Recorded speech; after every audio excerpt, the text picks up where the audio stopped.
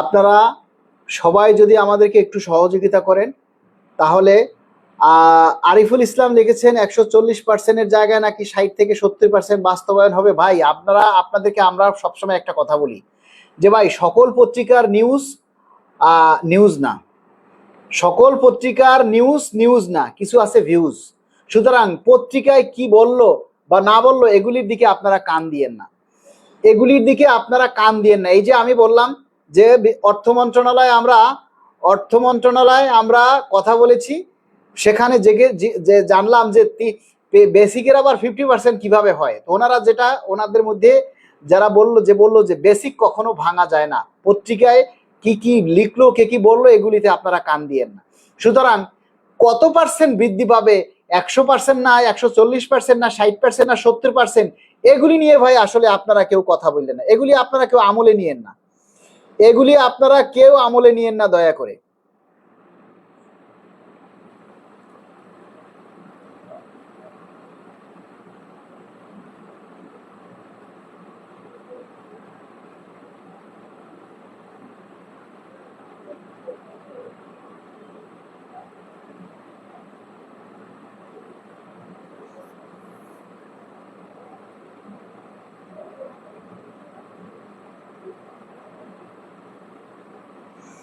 যে নাম্বারটা আমি পিন করে দিয়েছি, নাম্বারটা আমরা প্রিন্ট করে দিয়েছি, আপনারা দেখুন নিচে যে পিনে আছে সেই পিনে আমরা আমার নাম্বারটা দিয়েছি 0179705185। এই নাম্বারটা আমার বিকাশও আছে, নগদও আছে, হোয়াটসঅ্যাপও আছে, ঠিক আছে। 0179705185। আমরা যদি সবাই একটু একটু করে সহযোগিতা করি তাহলে মনে হয় আমাদের কষ্ট করতে হয় না এবং আমাদের প্রোগ্রামগুলি বাস্তবায়ন করার জন্য আমাদেরকে ধার দেনা করতে হবে না, কোনো কর্মচারীদেরকে ঋণ হতে হবে না। আমরা বাংলাদেশ সরকারি কর্মকর্তা কর্মচারী কল্যাণ সমিতি, এই সরকার ক্ষমতায় আসার পর থেকেই কিন্তু আমরা আমাদের আন্দোলন সংগ্রাম আমরা চালিয়ে যাচ্ছি। আমরা কোনোভাবেই একটা দিনের জন্য কিন্তু আমরা মিস দেইনি। কিন্তু একটা জিনিস দেখেন, অন্তর্বর্তীকালীন সরকার যখন পে স্কেলের জন্য কার্যক্রম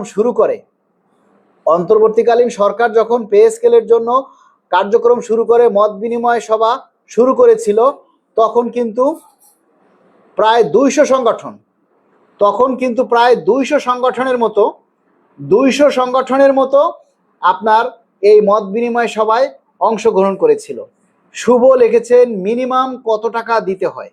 ওরে ভাই, আপনার সামর্থ্য অনুযায়ী দিন, এখানে আমাদের কোনো জোরাজুরি নাই, কারো কাছে কোনো ধরতি ধরা নাই যে এত দিতে হবে। আপনার সাধ্য অনুযায়ী আপনি যতটুকু পারেন ততটুকু সহযোগিতা করবেন।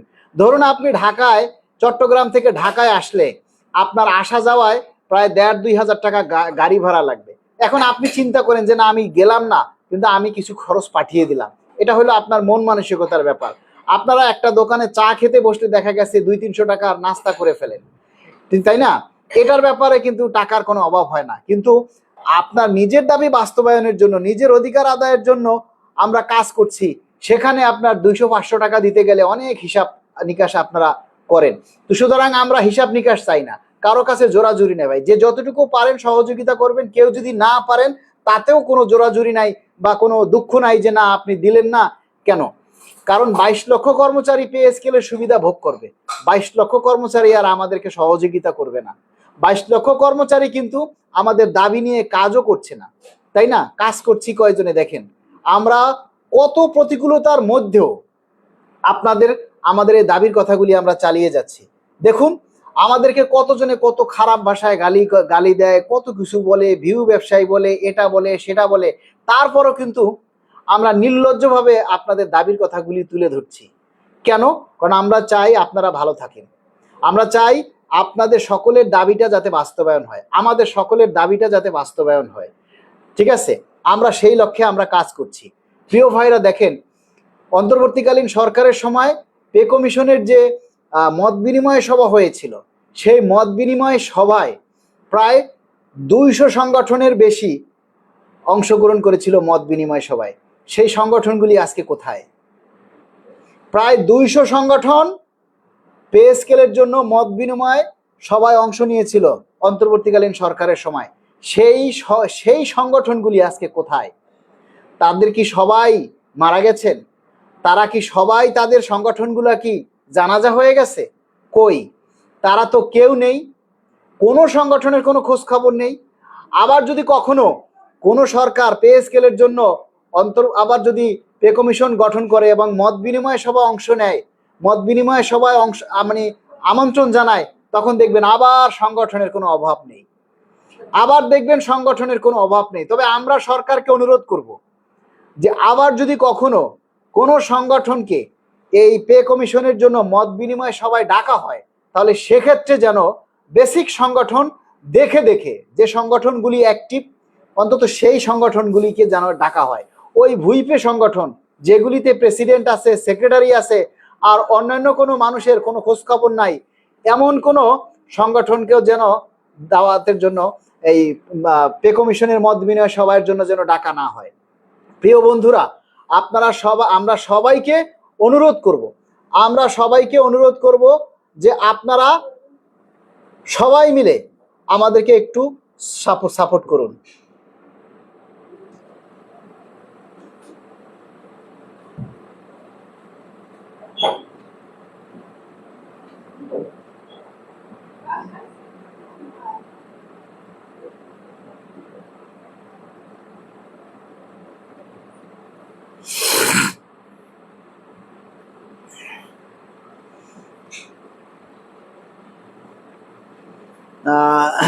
আসিফ খান জয় যে মেসেজটা লিখেছেন, সব কথা লাইভে বলা যাবে না ভাই, কিছু সিক্রেসি অবশ্যই দরকার হবে, আর সব কিছু লাইভে বলা যাবে না।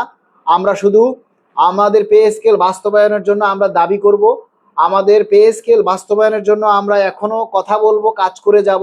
কেননা আমরা চাই আমাদের পে স্কেল যাতে দ্রুত বাস্তবায়ন হয়। আমরা বিভিন্ন মিডিয়া পত্রপত্রিকায় আমরা দেখতে পাচ্ছি যে তারা প্রত্যেকেই কিন্তু একটা কথাই লিখছে যে আগামী 1 জুলাই থেকে ধাপে ধাপে পে স্কেল বাস্তবায়ন হতে পারে। মাননীয় প্রধানমন্ত্রী যদি অনুমোদন দেন তাহলে কার্যকরের ব্যবস্থা নেওয়া হবে। তা আমরা দাবি জানাচ্ছি মাননীয় প্রধানমন্ত্রী যাতে দ্রুত আমাদের পে স্কেল বাস্তবায়নের জন্য অনুমোদন দেন। যেহেতু মাননীয় প্রধানমন্ত্রীর অনুমোদনের জন্য অর্থ মন্ত্রণালয়ের সূত্রে এই আপনার অনুমোদনের জন্য পাঠানো হবে, আমরাও মাননীয় প্রধানমন্ত্রীর অনুমোদনের জন্য আমরা জোর দাবি জানাচ্ছি। এবং অবশ্যই আমরা 2 ধাপে আংশিক পে স্কেল চাই, আংশিক আমরা বাস্তবায়ন চাই। কিন্তু আংশিক মানে এই নয় যে একটা পে স্কেল বাস্তবায়ন করতে আপনি 3-4 বছর লাগাবেন, আমরা সেটা না, এমন আংশিক চাই না, এমন ধাপে ধাপে চাই না।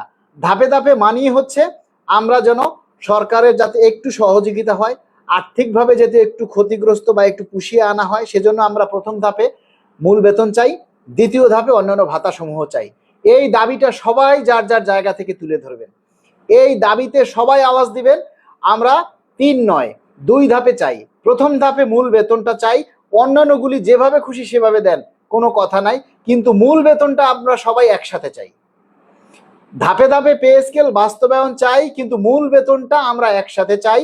অন্যান্য ভাতা সমূহগুলো 2 ধাপে দেন, তাতে কোনো আপত্তি নাই। কথাটা হলো এরকম, ঠিক আছে?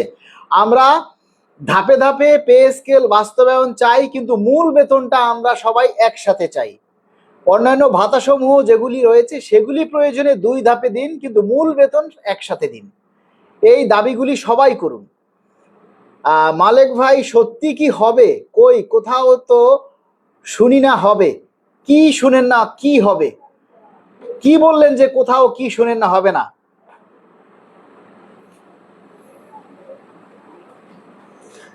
কিংজং লিখেছেন কোনো ধাপ নয়, সরাসরি 1 ধাপেই অর্থ বছরে পে স্কেল বাস্তবায়ন চাই। শিল্পী লিখেছেন সহমত। 50% ফিক্সেশন কি হয়? না, হয় না, কখনোই হয় না। 3 ধাপে দিলে আমার দরকার নেই, আমি তাকে ফেরত দিব। আপনার কথাবার্তা খুব ভালো লাগে, কন্টিনিউ, আমি দেখি। ববিশ বিশ্বাস, আচ্ছা, আমরা 2 ধাপে বেতন চাই। লাদেন মিয়া 100% লিখেছেন। বাহাদুর লিখেছেন সহমত। আচ্ছা, আমরা সবাইকে অনুরোধ করব যারা বর্তমানে লাইভে আছেন সবাই একটু লাইভটা শেয়ার করেন। আমাদের এই দাবিটা, আজকের এই লাইভটা খুবই গুরুত্বপূর্ণ। আমরা যে দাবি নিয়ে কথাগুলি বলছি, আমাদের পে স্কেল বাস্তবায়ন হওয়ার আগ পর্যন্ত আমরা এই 1-2 দিন পর পরই লাইভে আসব আপনাদেরকে উজ্জীবিত করার জন্য। আপনারা যাতে ঘুমিয়ে না পড়েন, আপনাদেরকে জাগানোর জন্য আমরা একদিন পর পর ইনশাআল্লাহ লাইভে আসব এবং আমাদের দাবির কথাগুলি আপনাদের মাধ্যমে আমরা মাননীয় প্রধানমন্ত্রীর কাছে তুলে ধরব এবং আমরা সম্পূর্ণ গণতান্ত্রিকভাবেই আমাদের দাবির কথাগুলি আমরা তুলে ধরতে চাই। তবে সবাই আমাদেরকে সহযোগিতা করবেন, আপনারা সবাই আমাদেরকে সহযোগিতা করবেন।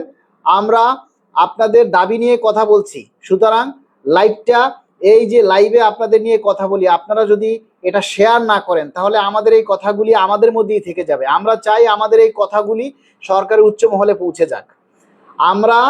আমরা আমাদের দাবি করব, সরকার অবশ্যই আমাদের সাথে সুবিচার করবে, সরকার অবশ্যই আমাদের কষ্টের মূল্য দেবেন।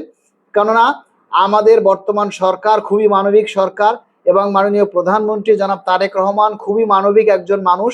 আমরা প্রত্যাশা করি তিনি কর্মচারীদের সাথে অবিচার করবেন না, এমন কোনো পে স্কেল দিবেন না যে পে স্কেল পাওয়ার পর